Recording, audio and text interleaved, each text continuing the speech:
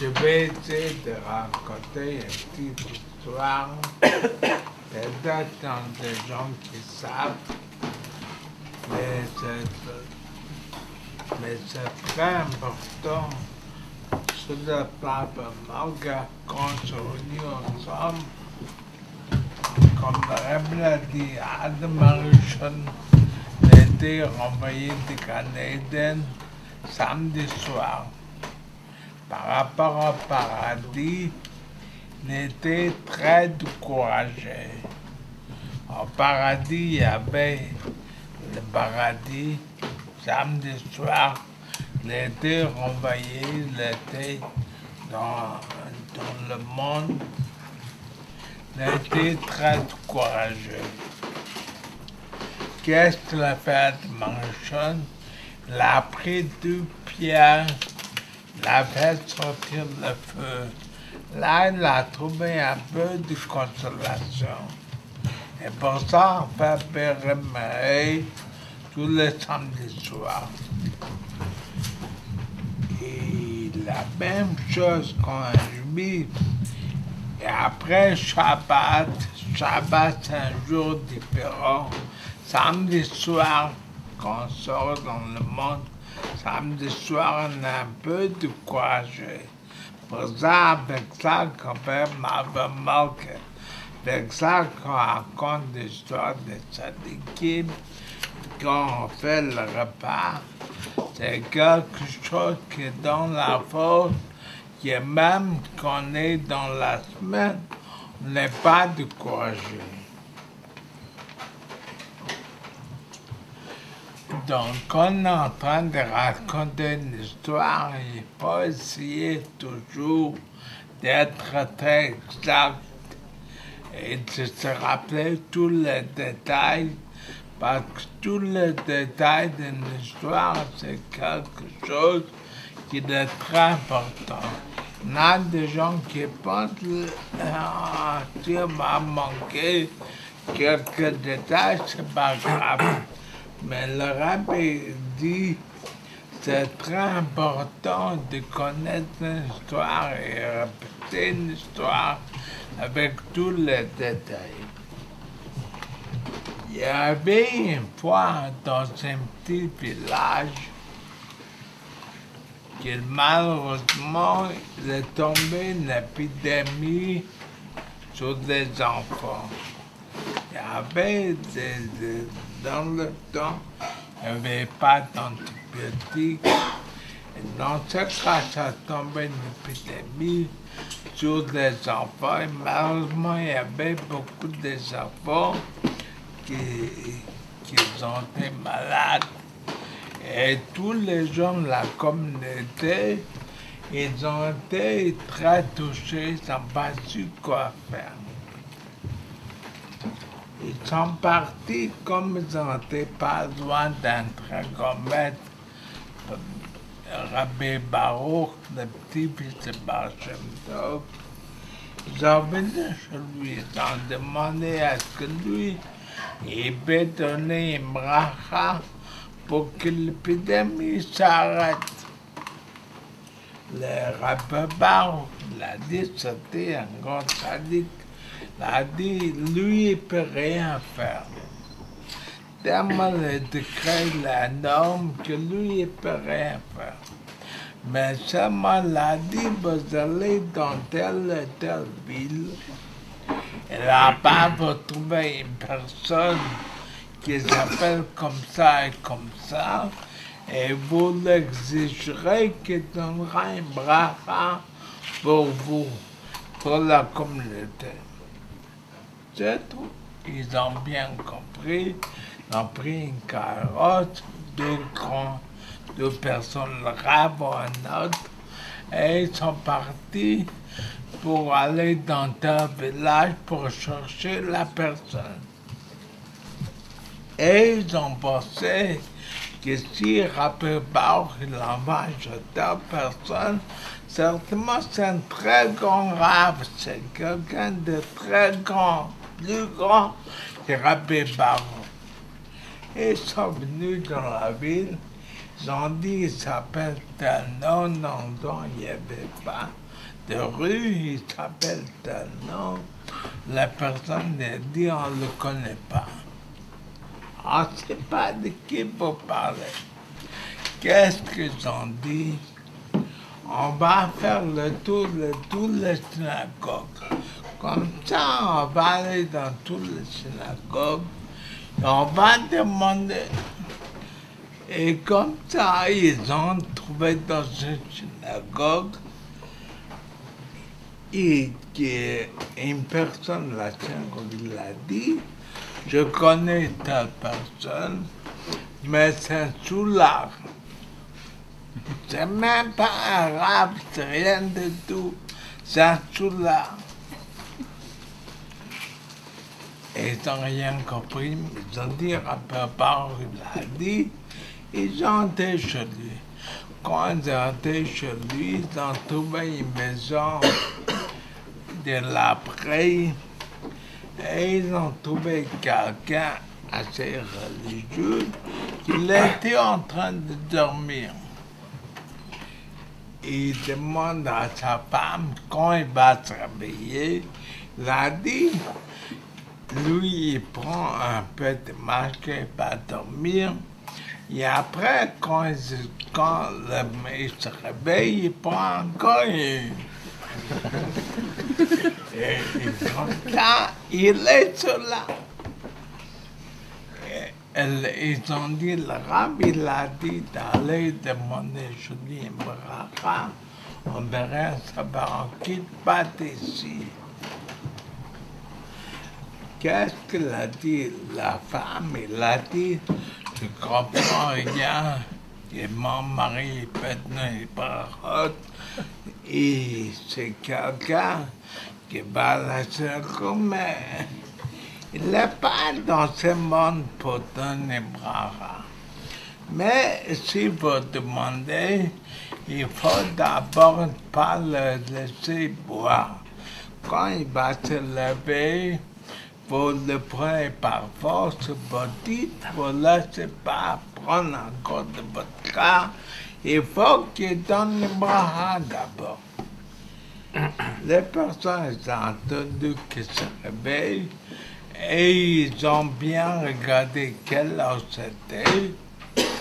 Et quand ils se réveillaient, ils ont dit, Rabbi Bar, il demande qu'il vous donne les bracha pour des enfants de David qui sont épidémies. Il a dit, ma bracha, je ne suis pas capable, je suis rien. Il a dit, on ne peut rien savoir. Et il a dit, laissez-moi aller à la marche, je vais chercher encore de votre cas. Ils ont dit, on ne vous laisse pas. D'abord, vous donnez la bracha. Et après, faites ce que vous voulez. Et il a dit, d'accord, laissez-moi boire. Et dans ce cas, il a fait la bracha. Ils ont regardé l'heure quand c'était. Et ils l'ont laissé dormir au bar, je ne sais pas quoi. Et ils sont retournés avec la carrosse à Choiseul dans la ville. Et tous les gens de la ville ils sont sortis, sont remerciés pour qu'ils ont trouvé vraiment la bracha parce que l'épidémie s'arrêtait. Tous les enfants sont guéris, l'épidémie s'arrêtait. Quand c'était exactement dans c'était l'heure que l'autre sou, il a né la bracha. Là, ils ont bien compris que si Rabbi Baruch l'a demandé à lui une bracha, c'est pas pour rien, certainement, ils ont mis le résultat. Ils sont partis chez Rabbi Baruch. Ils ont dit à Rabbi Baruch, on voit très bien que c'était un sadique. C'était quelqu'un qui sa bracha, ça a aidé. Maintenant, racontez-nous pourquoi il a mérité d'avoir qu'il peut donner bras. Qu'est-ce qu'il fait dans sa vie? Qu'il était un homme extraordinaire. À papa, il a dit, je vais vous raconter.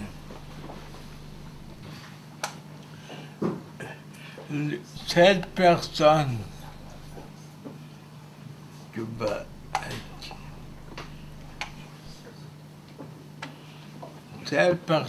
vous avez vue, il était éduqué dans une famille très religieuse. Comme vous avez vu, c'était un homme religieux. Mais il y avait un maman qui parlait travail, par d'autres raisons. Il y avait une non-juive qui l'a tourné la tête. Comme il était tourné la tête, il s'est marié même avec elle, il a laissé tomber le judaïsme. Après, c'était une semaine après le mariage, ou 2 semaines après le mariage, la femme avec qui il était, elle a dit, viens, on va faire un tour dans mes maisons que je l'accompagne. Il l'a accompagné, il était avec elle. Il n'a pas encore la réveil dans cet endroit de campagne. Il a vu qu'il y avait un cri des gens âgés, des gens jeunes, qui ont été en train de crier, de soupirer, de pleurer. Il n'a pas compris que ça passe. Il a demandé à son ami, qu'est-ce qui se passe, c'est quoi ici? Qu'est-ce qui se passe ici? Il a dit, c'est normal, c'est des gens qui sentaient que je voulais leur père, ils n'ont pas payé de travailler. Et là, je l'ai mis dans la prison. C'était un genre de prison qui avait des familles, des adultes, tout le monde qui ont été dans cette prison. Et pour ça, ils ont pleuré, pour ça, ils ont demandé que Dieu va envoyer quelqu'un pour le faire libérer, ou des fois c'est délibéré ou non, comme on connaît l'histoire. Il a dit, comme c'était un juif, avec un cœur juif, il a dit à son ami, je ne vais rien savoir. Je ne bouge pas d'ici, donc je ne te fais pas libérer tout le monde. Je ne veux rien savoir. Dans ce cas, pour le faire plaisir, son ami l'a dit d'accord. On a ouvert la porte et je ne sais pas combien il y avait de personnes, des enfants, des femmes et des filles. Tout le monde ont été libérés, tout le monde ont été retournés dans la communauté. Et lui, il était très content qu'il a fait quelque chose de très important. Dans ce cas-là, quand il est rentré chez lui, après, il y avait un jugement au ciel. Au ciel, on a dit, c'est pas possible qu'un homme qui a fait tellement de bien, qu'il a libéré des dizaines de personnes de prison, on va le laisser avec un ami non-juif, c'est pas possible. Comme ça, on a dit au ciel. On a décidé au ciel qu'il faut le donner une idée qui va divorcer avec ce divorcé ou qui va quitter son ami. Un jour, il s'est levé, quelques jours après, il s'est levé le matin, il a pris des choses, il a dit à sa femme, à son ami, je dois faire un certain cours, et elle est partie, et c'est tout. Il a fait un chouba, il a laissé tomber l'ami, parce que tu sais, le lendemain, cette direction. Après, il y avait un très grand décision au ciel. C'est un homme qui a fait deux choses. Il a laissé tomber tout un ami avec toutes les richesses. Et il a libéré tant de juifs et on a obligé de le faire récompenser. On a décidé au ciel que ça va être la récompense, que tous les brachot qu'il va donner dans sa vie, ça va se réaliser. Comme ça, on a décidé au ciel. Lui, il n'a rien su. Lui, il a fait chouba, c'est tout. Mais comme ça, on a décidé au ciel, que tous les brachot qu'il va donner, ça va être réalisé. Mais il y avait le Satan, l'accusateur, il a dit au tribunal d'en-haut, si c'est comme ça, que tout le monde va connaître secondaire et tous les paroles qu'il va donner, ça va être réalisé. Dans ce cas, on n'aura plus de jugement. L'accusateur, on a dit d'accord. On ne va pas le retirer aucune force.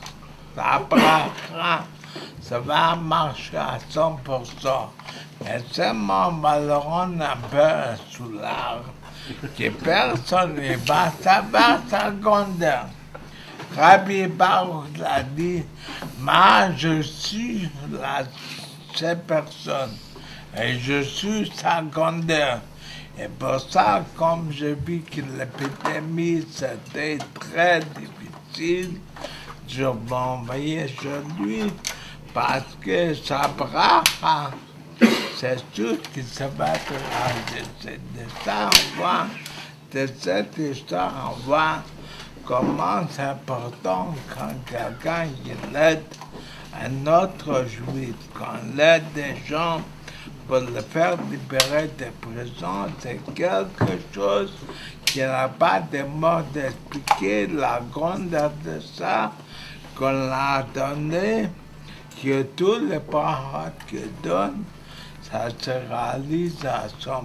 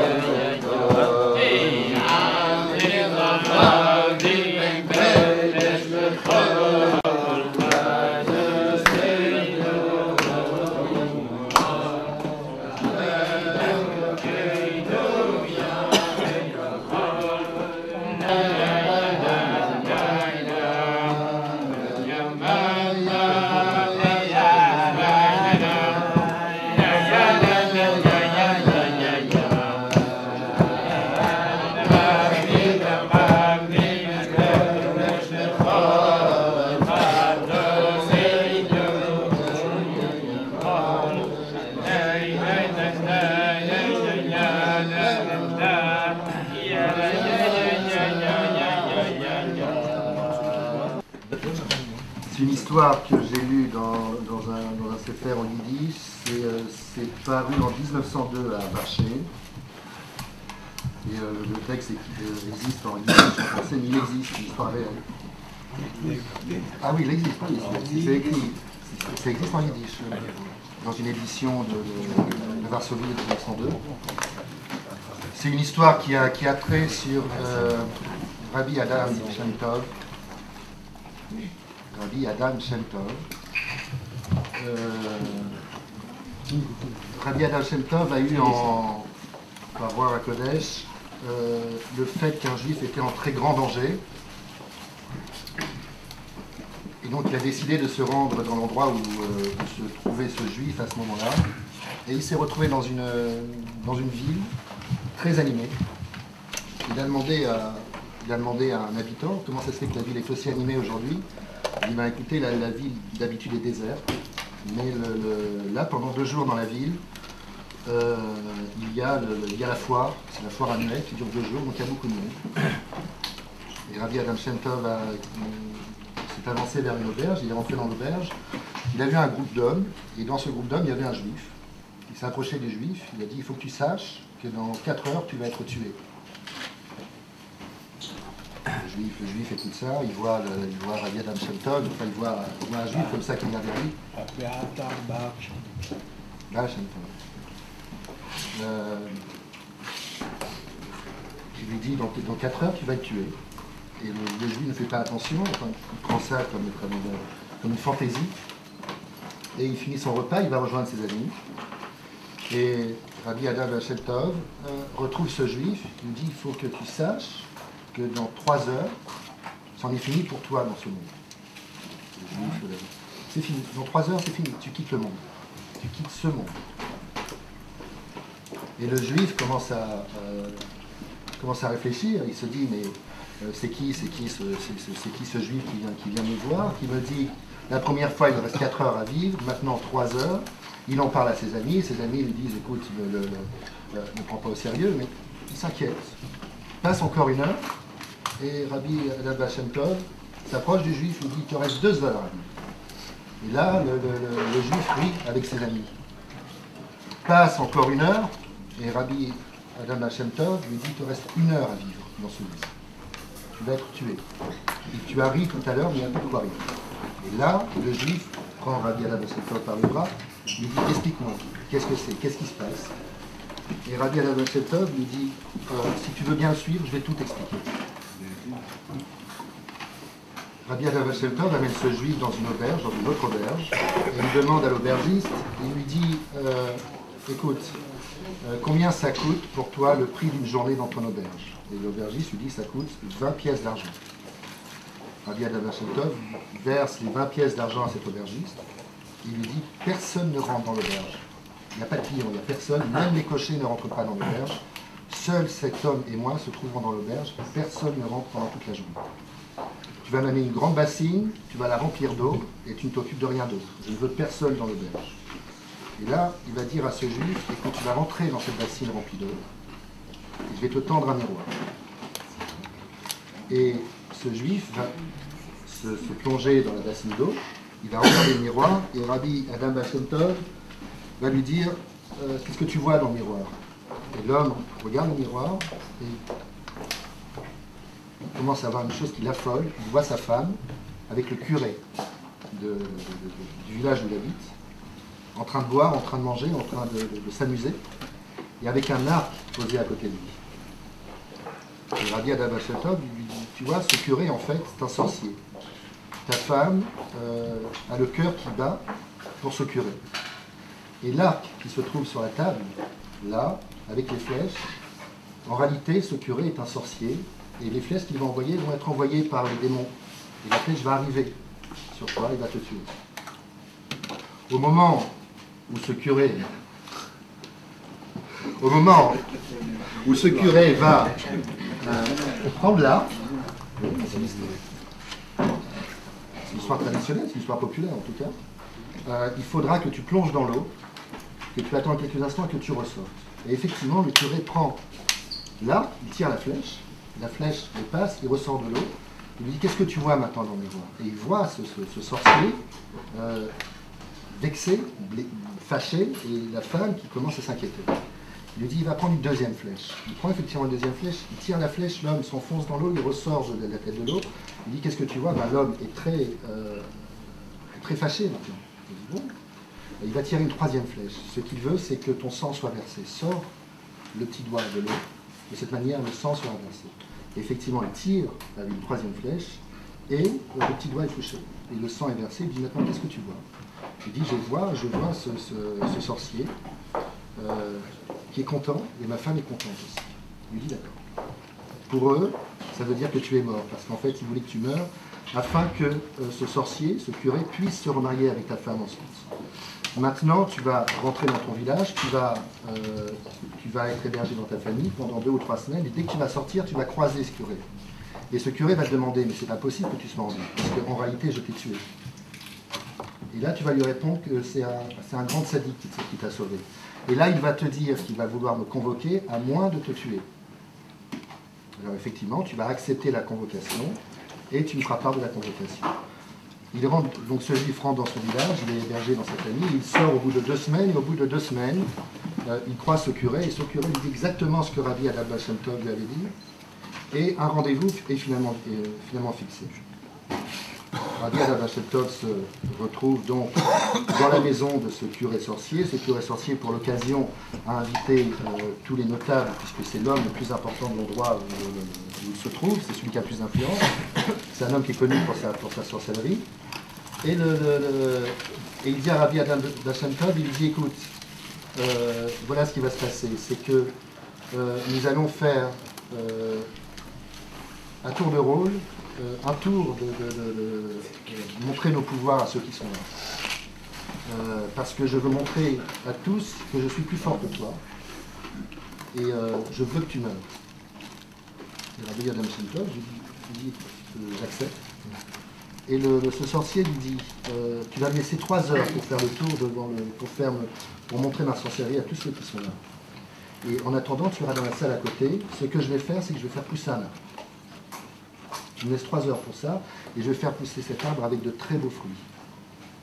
Et Rabbi Adam Bashem Tov ont été isolés dans une pièce. Et ce sorcier commence à psalmodier, enfin à dire des mots. Et effectivement, on voit un arbre qui commence à se former, un très grand arbre, et c'est un pommier avec des très belles pommes, et des pommes bien mûres, et tout ça s'est passé pendant 3 heures. On fait ressortir Rabbi Adam Bashem Tov de la salle où il était, et le sorcier lui dit, maintenant, montre-moi ce que tu sais faire. Est-ce que tu peux détruire cet arbre? Et Rabbi Adam Bashem Tov regarde l'arbre, il tourne autour de l'arbre, et ça fait rire tout le monde. Il fait, oh, comme cet arbre est beau, et comme ces pommes sont belles. Là, tout le monde rit, il dit, et Rabbi Adam Bashem Tov demande la faveur, s'il vous plaît, pouvez-vous m'accorder la faveur comme ça a été pour votre hôte, de l'isoler dans la pièce, pendant que moi aussi, je puisse montrer mes pouvoirs, puisque c'est ce que vous me demandez. Le sorcier est isolé dans la pièce, et en polonais, toujours, Rabbi Adam Shem Tov tourne encore autour de l'arbre. Il fait « Oh, comme cet arbre est beau, et comme ses fruits sont beaux, et cette pomme-là, tout là-haut, qu'elle est belle. Pardon, monseigneur, qui s'adresse à quelqu'un de l'Assemblée. Pardon, monseigneur, pourriez-vous, s'il vous plaît, couper vous-même cette pomme là-haut ?» Et le Seigneur dit « Oui, bien sûr. » Tout ça en polonais. Il coupe la pomme. Rabbi Adam Shem Tov se retrouve avec la pomme dans la main. Et il dit, vous ne trouvez pas, en la montrant à toute l'Assemblée, vous ne trouvez pas que cette pomme est belle, et toute l'Assemblée fait, ah, qu'elle est belle, oui, je vous remercie. Donc, vous pouvez maintenant faire venir le sorcier. On a ouvert la pièce, et on a trouvé que la tête du sorcier dans un coin, les bras dans d'autres coins de la pièce, ainsi que les jambes. Et il était évident pour toute l'Assemblée que c'était Rabbi Adam Shem Tov qui avait fait le coup, c'était évident.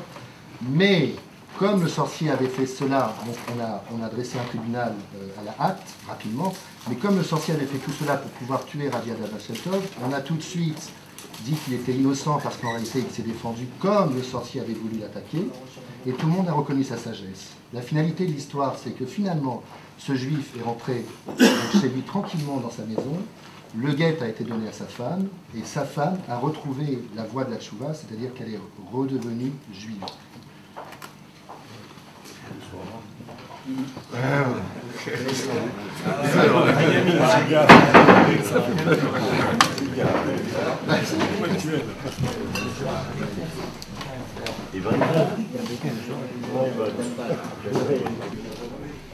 Baal Shem Tov, quand il est avant de décéder, il a donné une mission à tous ces chassidim. Toi tu feras ça, toi tu feras ça. Et à ce Mécharet, il lui a dit, toi tu raconteras des histoires. Tu iras de village en village et tu raconteras quand on te demande. Et comme ça tu gagneras ta vie. Et nous, le Baal Shem Tov, il a quitté ce monde.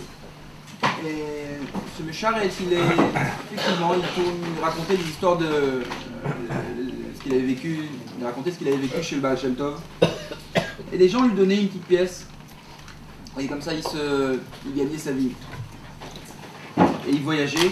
Et un jour, il a entendu qu'en Italie, il y avait un juif, un richissime, qui était prêt à donner beaucoup d'argent à celui qui lui raconterait des histoires du Baal Shem Tov.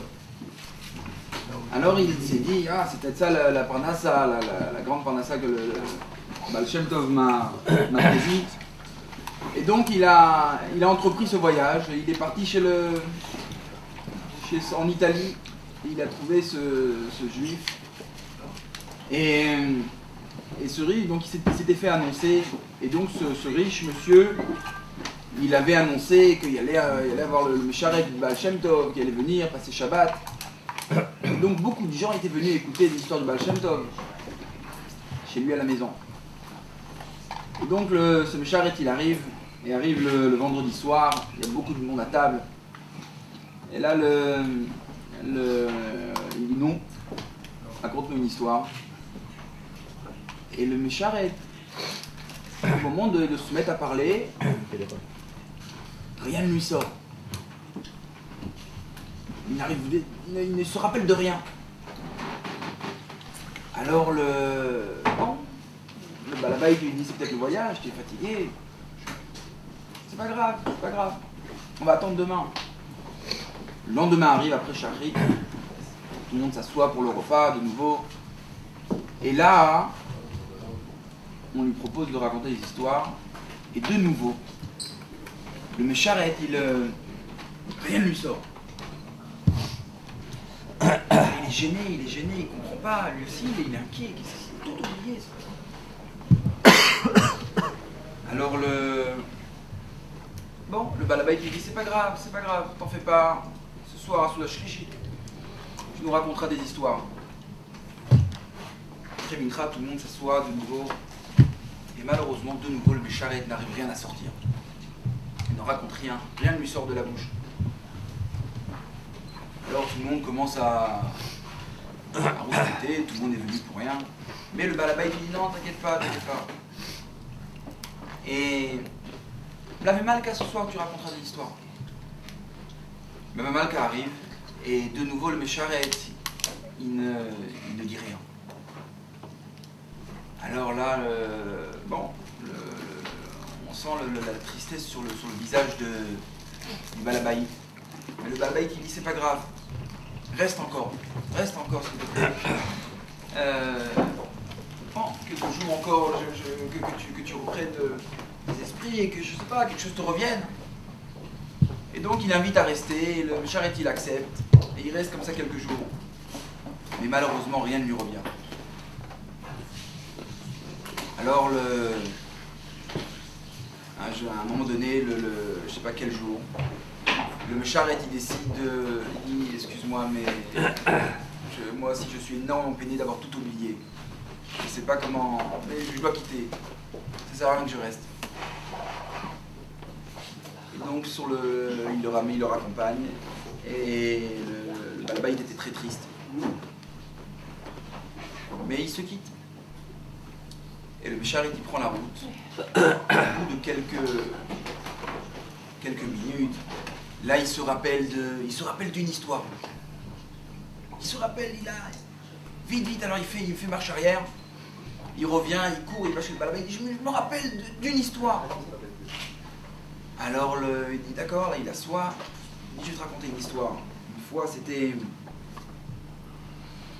fois le Baal Shem Tov m'a demandé de préparer la calèche et on est parti d'Herzliya dans une ville et c'était un jour de fête pour les goïms.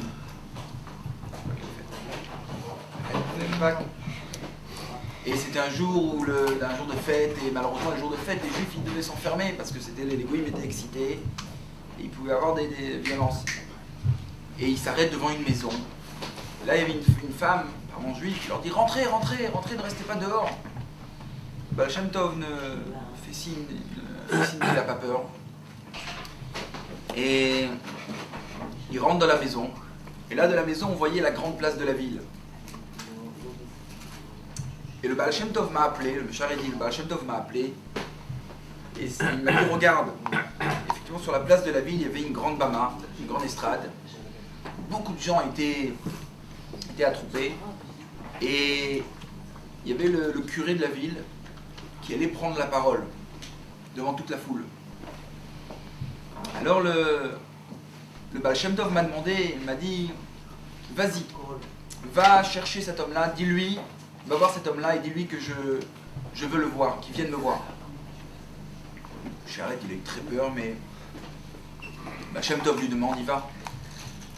Donc il se fraye un chemin, il monte sur la bama et il va voir le curé, il lui dit, le Baal Shem Tov vous demande. Alors le curé lui dit, dis au Baal Shem Tov que je viendrai immédiatement après mon discours. Alors le Mécharet il repart, il va voir le Baal Shem Tov et lui dit voilà ce qu'il m'a dit le curé. Baal Shem Tov lui dit repars et dis-lui que je veux le voir tout de suite et qu'il ne fasse pas l'imbécile. Le Mécharet repart et il lui dit ce que le Baal Shem Tov lui a dit. Et là le curé dit à l'assemblée excusez-moi, je dois m'absenter quelques minutes, je reviens. Et il descend, il suit le Mécharet et il va dans cette maison. Et le Baal Shem Tov s'enferme un moment avec ce curé et il lui parle. Au bout d'un moment, il sort de la pièce et là le Baal Shem Tov il dit à Herzliya on y va, on part. Il dit voilà ce que je me rappelle. Alors le Balabaï richissime, il lui dit je vais te raconter maintenant l'histoire, la suite de l'histoire. Il lui dit sache que ce curé c'était moi.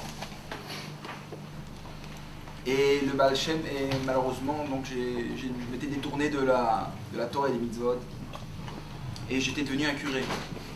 Le Baal Shem Tov m'a beaucoup parlé et m'a dit de faire tchouva. Et il m'a convaincu et j'ai accepté. Et il m'a donné un tikkun. Et depuis ce moment-là, j'ai fait tchouva. Et je lui ai demandé au Baal Shem Tov quand est-ce que je saurais que ma tchouva a été acceptée. Alors il m'a répondu, il m'a dit quand quelqu'un viendra et te racontera ton histoire. Et donc c'est pour ça que depuis tellement de temps je suis à l'affût des histoires du Baal Shem Tov. Et maintenant je sais que ma tchouva a été acceptée. Donc il lui dit pour ta parnassa et pour ton... Je prends ça sur moi jusqu'à la fin des jours. Non. Non? C'est pas ça qu'il fait. Baal Shem Tov, il a dit à la personne que quand on entendait l'histoire, vous saurez que la tchouva a été acceptée, il va prendre moitié de votre argent donné à l'autre.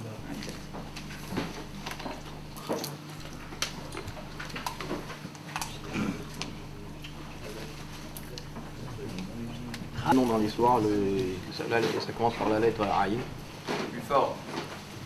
Un rab de Rishon LeZion, dont la femme était en train d'accoucher. Et l'accouchement posait des problèmes. Comme il était rab, il a demandé donc aux gens de sa communauté de faire Tehilim. Et même il a demandé à des Mekoubalim qui étaient autour de lui, c'est un rab d'origine marocaine qui avait d'ailleurs étudié dans les yeshivot de Lubavitch au Maroc, avant de venir en Eretz Israël. Et il a demandé à des Mekoubalim, il a fait des ségoulottes, etc. Et rien ne se produisait, toujours l'accouchement ne se produisait pas et les médecins étaient extrêmement inquiets. Finalement, d'épuisement, il s'est endormi chez lui. Et il a fait un rêve et il s'est retrouvé dans un hall d'entrée avec beaucoup de chassidim. Et il a demandé où il se trouvait. On lui a dit il est chez le rabbi de Lubavitch. Il a dit est-ce que je peux être reçu par le rabbi? Il a dit bien sûr.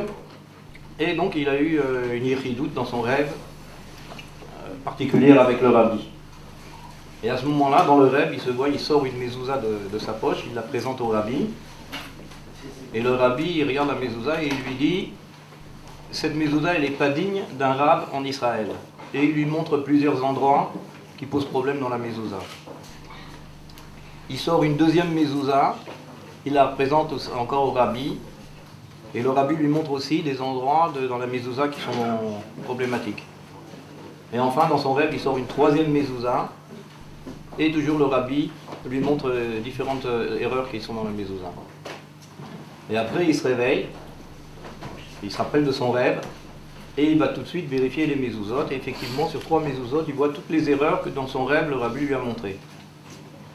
On lui demande tout de suite à quelqu'un d'aller lui chercher des mezouzotes neuves.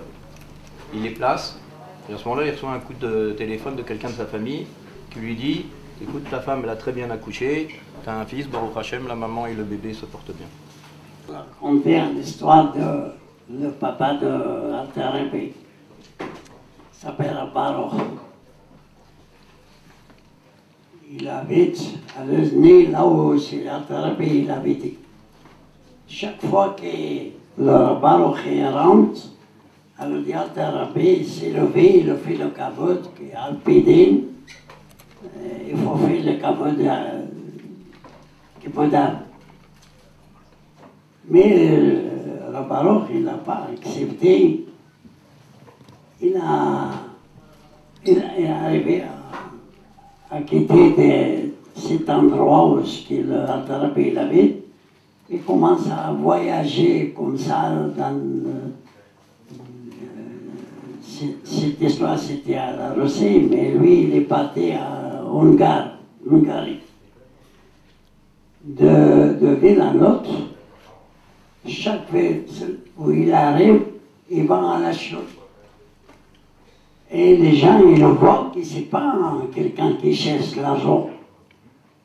ça se voit, c'est vrai qu'il ne vient pas pour l'argent. Alors les gens, ils l'invitent, il n'a jamais demandé rien, mais les gens, ils l'invitent d'aller chez lui à la maison. Et comme ça, il vend. Et le lendemain, il part dans notre ville, comme ça, c'était quelques temps, jusqu'il est arrivé dans une ville qui s'appelle Solette. Alors il y a un riche qui l'a invité, qui vient à la maison. Le sec de cet riche, il fabrique des vodkas, il fabrique des masquins. Ce jour-là, qu'il a invité à Baruch chez lui, qu'il a mangé, il voit qu'il y a ça le sort plus de l'alcool qu'il l'habitude. Il dit à sa femme, peut-être c'est à cause de cette oreille, c'est un sadique. Alors sa femme, il a donné un conseil. Dis-le qu'il reste demain aussi, qu'il mange chez nous, on va voir. Il a accepté. Et demain aussi, il avait un bracha encore plus qu'il avait tout. Finalement, après 2 ou 3 jours qu'ils ont essayé, qu'il est arrivé de savoir que tout le bracha, ça vient de lui, et lui, il demande, le reste demande à la parole, je vois qu'il ne vous cherchez pas de l'argent, et moi, je vois qu'il va rester chez moi, et moi, tout ce que je vous donne, tout ce qu'il faut besoin. Il lui a donné une chambre, et il est resté chez lui. Et comme il était un grand sadique, et les gens, ils l'aiment beaucoup, et après le Torah avec ça, le Chassidut avec ça, finalement, il était très, quelqu'un qui était bien dans toutes les kélas de cette ville. Après des années, quand il va tomber malade, que Chevra Kadesh s'en venu chez lui, il demande est-ce qu'il y a des enfants pour le cœur. C'est Shalom, le son qui est mort, il va me dire les enfants. Il a dit qu'il a 4 enfants. À 2, il faut le dire, mais un, c'est pas la peine, il va trouver lui-même. Et le 4e est connaissant rien dit. Finalement, il a demandé au Baal Habayit, et sa femme était enceinte, il va avoir un enfant qu'il va nommer le nom de la Baruch. Et c'est comme ça, c'était lui et les morts, ils ont fait un bon Masseba et tout. Et ils ont nommé l'enfant Baruch. Et quand Morazak, quand il a attrapé, il a vu que ça, il a envoyé quelqu'un avec un grand somme d'argent pour payer le Baal Habayit là où il était et pour payer le Chevra Kadesha. Le salaire était arrivé là-bas, ils n'ont pas voulu accepter l'argent. Finalement, il dit que le rabbi était kafdan, si jamais vous ne faites pas ce qu'il demande, alors, Hassu Shalom, il peut avoir quelque chose qui ne va pas. Ils ont fait un din Torah. Alors, le Chevra Kadesha, il a accepté l'argent, mais le reste, là, le sac de Torah, il a dit qu'il n'est pas capable d'accepter cet argent. Et cet enfant qu'ils ont nommé Baruch, et tous ces enfants d'après, toute la famille, toute la ville, ils ont appris Baruch. Voilà l'histoire.